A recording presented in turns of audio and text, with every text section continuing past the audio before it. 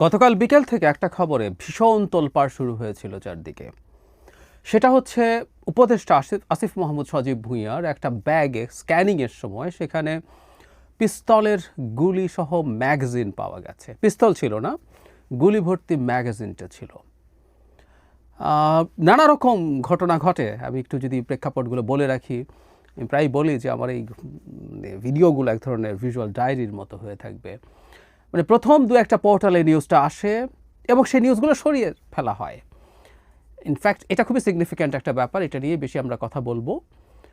তারপর জার্নালিস্ট জুলকারনাইন সায়ের একটা video post করেন যেখানে আসলে এই পুরো ঘটনাগুলো দেখা যায়, কীভাবে স্ক্যান্ড হচ্ছে, পরে কীভাবে পাওয়া গেল এবং সেটা পরবর্তীতে তার পিএসের কাছে দিয়ে দেওয়া হয়েছে। এভাবে চললো, আর দু একটা জায়গায় এটা নিয়ে নিউজ থাকলো।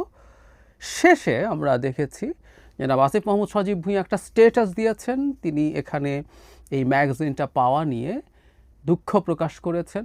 তিনি এটা তার অনিচ্ছাকৃতভাবে হয়েছে বলে জানিয়েছেন। তার স্ট্যাটাস দিতে দেরি হয়েছে কারণ তিনি তার ট্রাভেলিং শেষ করে তারপরে এই ব্যাপারে স্ট্যাটাস দিয়েছেন, এরকম বলেছেন।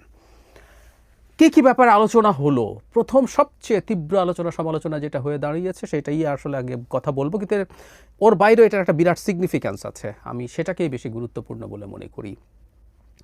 প্রথম যে আলোচনাটা শুরু হলো এবং অনেকেই মনে করলেন, আমিও প্রাথমিকভাবে যেসব ডকুমেন্ট সোশ্যাল মিডিয়াতে এসেছে তাতে দেখে মনে হচ্ছিল এই অস্ত্রটা অবৈধ। কেন অবৈধ মনে করা হয়েছে সেটা যুক্তি হলো, প্রাথমিকভাবে যে কন্ডিশন দেওয়া হয়েছে একটা স্মল আর্ম মানে পিস্তল বা রিভলভার জাতীয় অস্ত্র নেওয়ার জন্য, সেটা অন্তত দুটো জায়গায় জনাব আসিফ মাহমুদ সজীব ভুঁইয়া ম্যাচ করেন না। প্রধানটা হচ্ছে তার বয়স। ওখানে বলা আছে যে লং ব্যারেল গান মানে লম্বা নলের বন্দুক, সেটা তো আসলে রাইফেল, বড় মানে অ্যাসল্ট রাইফেল বা এসব নেওয়া যাবে না। লম্বা নলের বন্দুক বলতে বোঝানো হচ্ছে শর্ট গান, যেগুলোকে আমরা এক নলা দো নলা বন্দুক এভাবে বলি। সেটার জন্য 25 বছর, আর স্মল আর্মের জন্য, কারণ এগুলো অনেক বেশি প্রাণঘাতী এবং এগুলোর জন্য যে বয়সটা ঠিক নির্ধারিত হয়েছে সেটা হচ্ছে 30। অনেকে খুঁজে দেখেছেন জনাব আসিফ মাহমুদ সজীব ভুঁইয়ার বয়স উইকিপিডিয়াতে 26 দেখাচ্ছে, ওনার বয়স 30-এর কম, এটা ফর শিওর। তো তাহলে তিনি তো এই বয়সই ম্যাচ করেননি। আরেকটা প্রশ্ন আছে, সেটা হলো পিস্তলের জন্য এর আগের 3 কর বছরে মানে 3 বছর তাকে 3 লাখ টাকা ট্যাক্স দিতে হবে। সুতরাং জনাব আসিফ মাহমুদ হয়তো এবার উপদেষ্টা হবার পর কর দিয়েছেন, আগে তিনি নিতান্তই ছাত্র ছিলেন, তার কর দেওয়ার কোনো কারণ নেই। সুতরাং তিনি সেই ক্রাইটেরিয়াটাও ফুলফিল করেন না। সেই আলাপে এটা দাঁড়ালো যে তিনি একটা অবৈধ অস্ত্রের অধিকারী হয়েছেন। এটা নিয়েই প্রচুর তুমুল শোরগোল হয়েছে। আমি পরে ইনফ্যাক্ট এইটার যে নীতিমালা পাওয়া যায় সেটা বের করে দেখতে গেলাম এবং সেখানে দেখলাম আসলে না, ওনার এই অস্ত্রটা অবৈধ না। তিনি ব্যাখ্যা দিয়েছেন যে এই অস্ত্রটা কেন। জুলাই গণঅভ্যুত্থানের কারণে তিনি এবং তার পরিবার নিরাপত্তাহীনতায় ভোগেন, এটাও ভুল না। তাদের এই নিরাপত্তাহীনতা থাকতে পারে, সম্ভাবনা আছে। যদিও একজন উপদেষ্টার সেই ক্ষেত্রে তার নিরাপত্তা প্রোটোকল আছে, তিনি এবং তার পরিবারেরও আমি যতদূর জানি নিজের তার তো আছেই। হোয়াট এভার, তিনি এটা ফিল করতে পারেন এবং সেই কারণেই তিনি এই অস্ত্রটা কিনেছেন বলে বলেছেন। এখন আমরা যদি দেখি সেটা আসলে অবৈধ না, কারণ আর্টিকেল 32 এই যে ক্রাইটেরিয়া, এটার মধ্যেই আছে বিশেষ কিছু মানুষের জন্য। এই তালিকার মধ্যে দেখুন, এর মধ্যে কিছু মানুষের জন্য এই দুটো শর্তই, আয়করের শর্ত এখানে শিথিল করা আছে এবং বয়সের শর্ত শিথিল করা আছে। সুতরাং জনাব আসিফ মাহমুদ কত টাকা ট্যাক্স দিয়েছেন, তার বয়স কত, এটা ম্যাটার করে না পিস্তলটা কেনার জন্য। সুতরাং এটা একটা অবৈধ অস্ত্র না, এটা একটা বৈধ অস্ত্র। সমস্যা এখন তারপরে দুটো আছে, যেটা খুবই ভয়ঙ্কর। একটা খুবই ভয়ঙ্কর, ছোটটা হচ্ছে তিনি একটা ম্যাগাজিন তার ব্যাগে নিয়ে চলে এসছেন। এই ধরনের ভুল একজন উপদেষ্টার দিক থেকে কোনোভাবেই হওয়া উচিত না, এটা ফর শিওর। কিন্তু ভয়ঙ্কর দিকটা যেটা, সেটাও দেখলাম যে তাকে জিজ্ঞেস করা হয়েছে, তিনি অস্বীকার করেছেন, তিনি অস্বীকার করবেন, অস্বীকার করারই কথা। সেটা হলো নিউজ সরিয়ে ফেলা। খুবই খুবই অ্যালার্মিং একটা ব্যাপার। আমরা ধরে নেই যে একজন উপদেষ্টার এই ধরনের নিউজ ছাপবো না, এটা কেউ কেউ বোধ করতে পারেন, সেলফ সেন্সরশিপ যদি হয়। সেই ক্ষেত্রে না, নিউজ আসলে পাবলিশ করারই কথা না, এটা উপদেষ্টার নিউজ বলে কথা। কিন্তু নিউজ পাবলিশড হয়েছে, তারপর সরিয়ে ফেলা হয়েছে কয়েকটা জায়গা থেকে। জনাব আসিফ মাহমুদ সজীব ভুঁইয়া ব্যাখ্যা দেওয়ার পর সবাই এরপর একযোগে এটা নিয়ে নিউজ করেছে।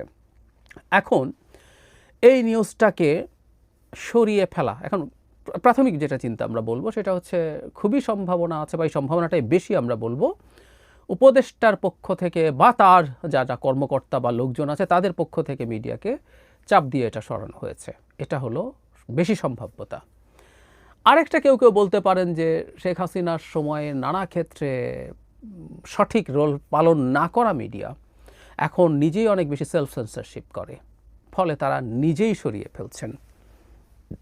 আমরা যদি বলি নিজেই সরিয়ে ফেলছেন, এটাও যদি হয়ে থাকে, এই সরকারের সময়ে এসে একটা মিডিয়া এখনও সেলফ সেন্সরশিপ করতে হয়, এটাও খুবই নেগেটিভ একটা বিষয় সরকারের জন্য। আরেকটা সম্ভাবনা আছে, দুটো না তিনটে আসলে।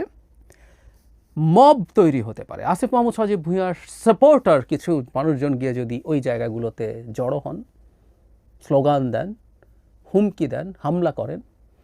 আবার প্রধান উপদেষ্টার প্রেস সচিবের মতে এগুলো কিন্তু মব টব না, এগুলো প্রেশার গ্রুপ। তিনি রীতিমতো মিডিয়ার ক্ষেত্রে এই কথাটা ব্যবহার করেছেন যে তাদের উপরে যখন জনগণের উপরে যখন অপারেশন হয়েছিল তারা এখন প্রতিবাদ দেখাচ্ছেন, তারা প্রেশার দিচ্ছেন। তো মব না বলে মনে হয় অনেকে ফান করে বলছেন এখন প্রেশার গ্রুপ বলতে হবে। সো আসিফ মাহমুদ সজীব ভুঁইয়ার হয়ে যদি প্রেশার গ্রুপ মিডিয়াতে গিয়ে চাপ দেয় তাহলে কি হবে? আমি গত বেশ কয়েক মাসে অনেক মিডিয়াতে যাওয়া হয়, অনেক টিভিতে টক শো করা হয়, সেই কারণে খুব ভালোভাবে জানি যে অনেক টিভি চ্যানেল এই আলাপ করেন, এই কথা বলেন যে খুব মানে একটু স্পষ্টভাবেই বলেন যে তারা এখন, আগে একটা ব্যাপার ছিল যে সরকার কোন খবর নেবে নেবে না, কোনটার ব্যাপারে ক্ষুব্ধ হবে, তারা সরকারের কথা মাথায় রাখতেন। এখন মোটা দাগে সরকারের দিক থেকে কোনো সমস্যা করা হচ্ছে না, কিন্তু তারা এখন মবকে ভয় পান।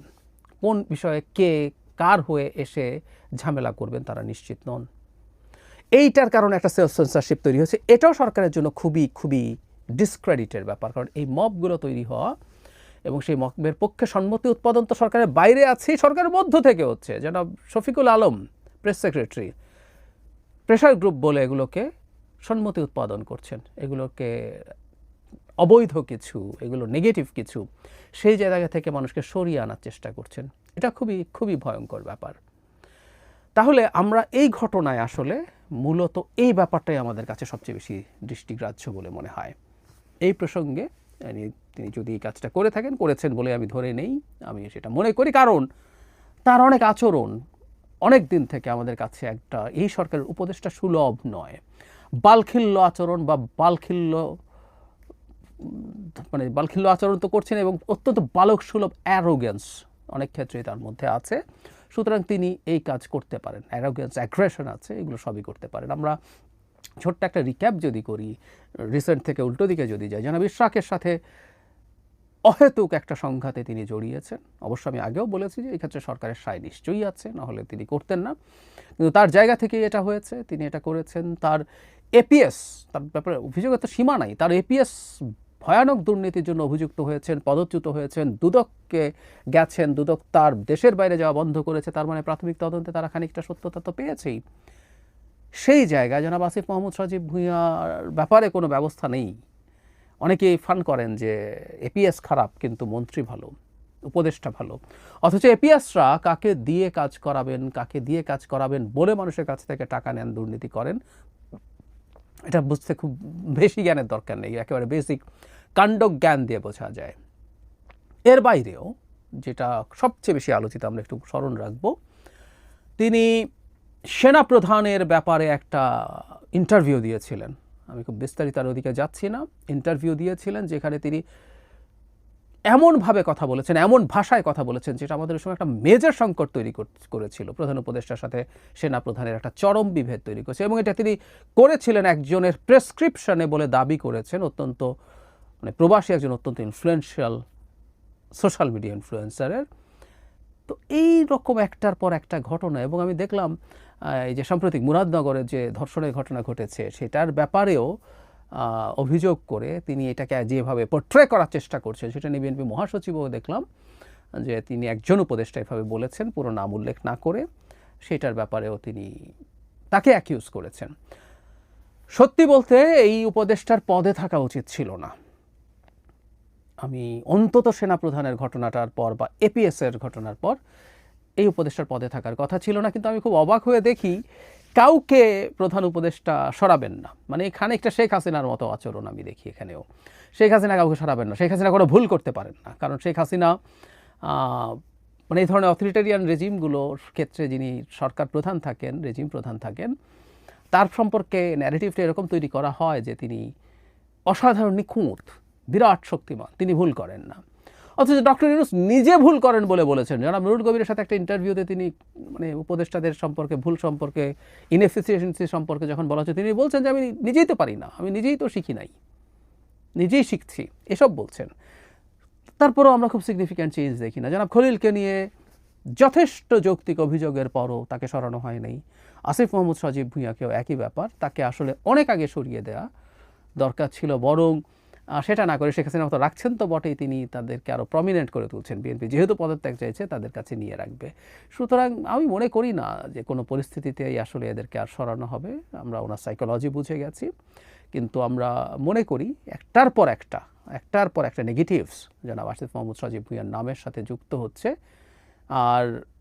আর পুরনো কথা, মাহফুজ আলম এখন খুব বেশি সরব নন, তারও খুব মারাত্মক কোনো ডিজাস্টার তিনি করেছেন তাও না, কিন্তু এই দুই ছাত্র উপদেষ্টাকে আসলে আরও অনেক আগেই বের করে দেওয়া দরকার ছিল। আরেকটা কথা বলে শেষ করি, এটা নিয়ে বিস্তারিত ভিডিও করেছিলাম।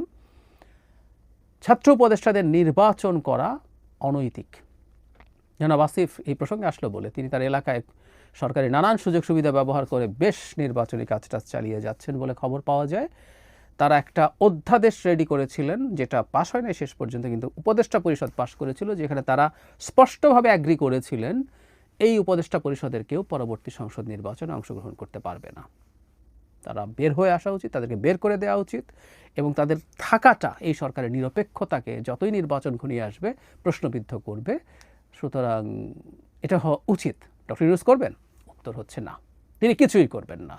ডক্টর ইউনূস সম্পর্কে কেউ একটা কথা বলেন, শেখ হাসিনার সাথে ডিফারেন্স এরকম হাফান করে বলেন, ওনার অনেক ডিফারেন্স, কোনো সন্দেহ নাই, তাকে আমি তার সাথে তুলনা করছি, ব্যাপারটা এরকম না, কিন্তু এই পয়েন্টে ডিফারেন্সের কথা বলছি যে শেখ হাসিনা কথাই শোনেন না, ডক্টর ইউনূস কথা শোনেন অনেক কিছুই, কিন্তু অনেক কিছুই করেন না। উনি খুব আগ্রহ নিয়ে হয়তো শুনবেন। নিশ্চিতভাবে তিনি অনেক ক্ষেত্রে না, প্রায় সব ক্ষেত্রেই আলাদা, কিন্তু এই ক্ষেত্রে আসলে আমরা তাই দেখছি। আমরা বলি কিছু কিছু কথা শোনেন, কিন্তু কোনো কোনো জায়গায় তার খুব স্টাবার্ন অ্যাটিটিউড আছে। এটা হচ্ছে এই উপদেষ্টা পরিষদে কোনো পরিবর্তন বা কাউকে বাদ দেয়া, এই কাজটা তিনি করতে চান না। সুতরাং এভাবেই চলবে, এটা ধারণা করাই যায়।